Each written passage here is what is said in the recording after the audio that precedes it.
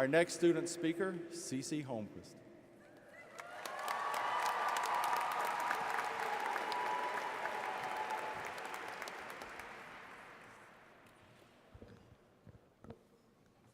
Excuse me.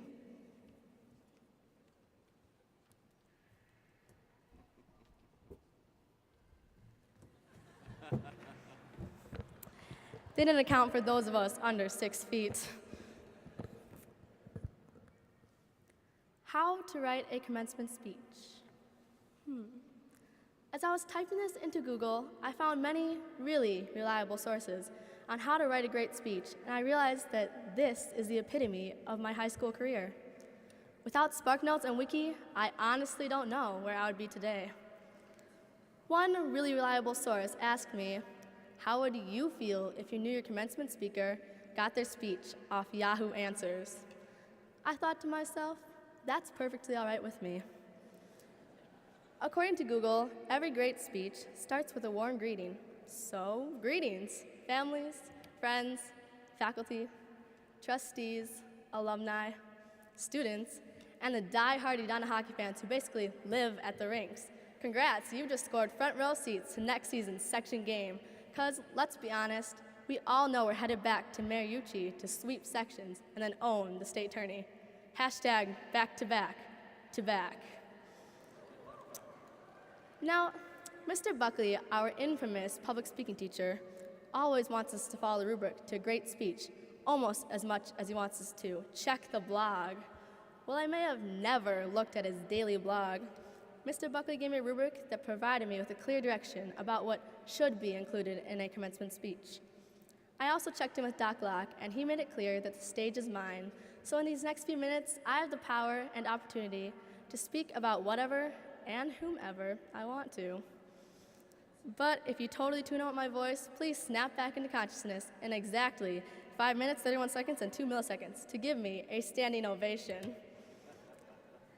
As I look at all of you, the best looking class Edina will ever have, I realize a couple of things. I realize that first of all, Kelly green is nobody's color.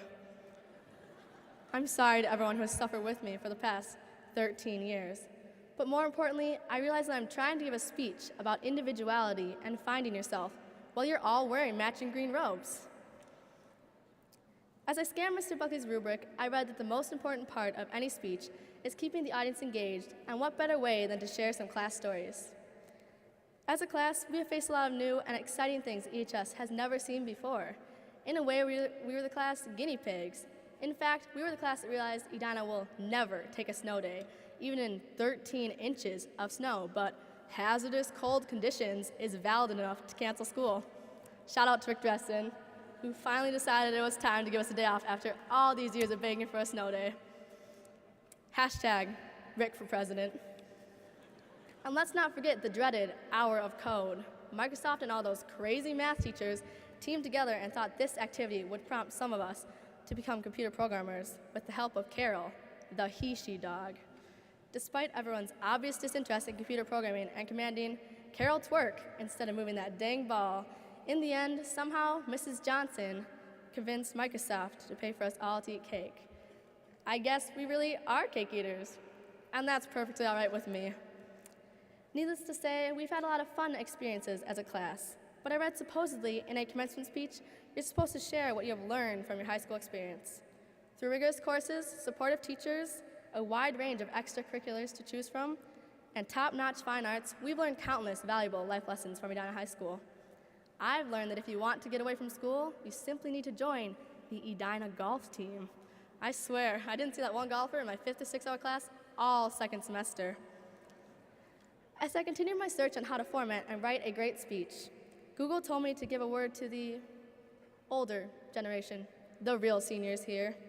Parents and grandparents, I know your emotions are unstable by the sight of us in our robe and the thought of us moving on, but just know that EHS has fully equipped us for the future. I mean, the parking lot situation after school, it's a jungle out there, but it's prepared us for the real world. I guess I'm also supposed to give a word to the students. So students, at this very moment right now, all your parents and relatives are brimming with excitement. Just look at them. So now would be a good time to ask for money while they're on an all-time high. But seriously, I think most of us in here share a bond, an unbreakable bond, and I'm not talking just about our love for Netflix or midnight McDonald's runs, but about the struggles we've all faced together. Driver's tests, the SAT and ACT, AP exams, and not to mention the struggle of receiving the results and throwing a test result pity party, and maybe shedding a few tears. But hey, when we thought that the end of the world was here, like literally the apocalypse, and when we thought that that bad test grade would define us, well, it didn't. My main men from the hottest boy band of all time, One Direction, said it perfectly. Written in these walls are the stories that I can't explain. We can tell all these stories that classes share, but it won't mean half as much to anyone else as it means to us. But you know what should mean a lot to us? You, each and every one of you. Even though we share all these class stories together, underneath these robes, each one of us has our own unique story. When we leave Edina High School, we take our stories with us. When we meet new people, no one will know what Edina is. Edina? Edina? They will ask as they try to pronounce where we are from. They won't know that we have a reputation for being cake eaters. They won't know what an Edina bubble is. They won't understand why we wear Crocs and high socks, or, God forbid, jorts on game days. They won't know anything but what they learn by our first impressions and how we conduct ourselves. Although we have been saying it for all our lives and tweeting it non-stop throughout high school, we may not have fully realized the validity of this statement. The reputation you have built up in high school won't matter later in life. Whether this is a good or bad thing, we are new people. You can be anything you want to be starting now as you go to college, military, gap year, work, or wherever life decides to take you. Now, I'm not saying to totally forget where you're from, because who would want to forget about school where a guy roams the halls serenading with his guitar? The school mascot is an insect, and the substitutes are actually cooler than the teachers. I mean, they live double lives. There's Mr. Eggert, who, rumor has it, is a singer, Vic Falair. But in all seriousness, Edina High School has prepared each one of us to succeed in the real world. And wherever you end up, you won't be remembered for what you were in high school. It's time to begin again, and that's perfectly all right with me.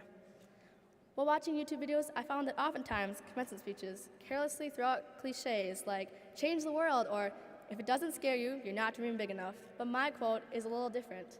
Howard Thurman once said, don't ask what the world needs, ask what makes you come alive, and go do it. Because what the world needs is people who have come alive.